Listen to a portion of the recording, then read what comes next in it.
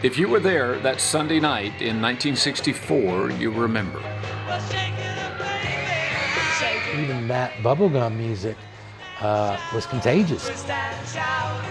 So back in the 1980s, Chuck Kesilman started being the Beatles guy, performing at local clubs, doing mostly Beatles stuff with one or two of his own songs mixed in. Then, in 2006, something happened.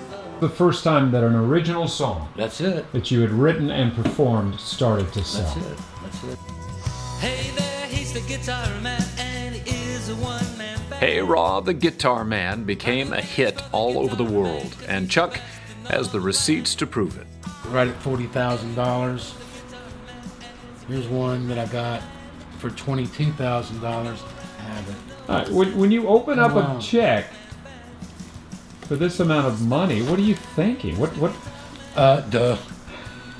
Are you kidding me? The success of Guitar Man encouraged Chuck. He looks around, sees a troubled world, says, I thought other than maybe Jesus Christ himself, who other than the Beatles could actually bring the world together as one? Face of a walrus in an everlasting cloud of love. Chuck writes The Return of the Walrus and The Flight of the Blackbird. About this walrus from Strawberry Fields, now living in a red cloud of love, throwing berries of everlasting love. DJs all over the world began to play the song and ask a question. They would just say, see if you can pick up some hidden messages, clues, and see if you recognize who this song is about. And it just took off. It just took off. Send the message along and keep it going strong. More big checks and some bold attempts to get the song to Paul McCartney. And there's nobody that I can think of that's better, that is more fitting to do. That's why you need to do this, Paul. You need to do it, lad. But now it's clear he's living in a cloud. Nothing from Paul yet, but there has been one more bit of good news.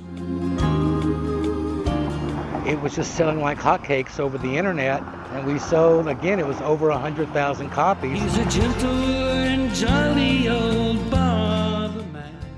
A song about a warm and gentle old barber is selling big. He's the old man who It hit number 3, then number 2, and then last week it hit number 1. Here comes the sun. For an aging baby boomer who just loves making music, it's sunny days ahead. Here comes the sun. Doo-doo-doo-doo. I'm trying not to take it too serious. It's like I said, it's really become more fun of a hobby.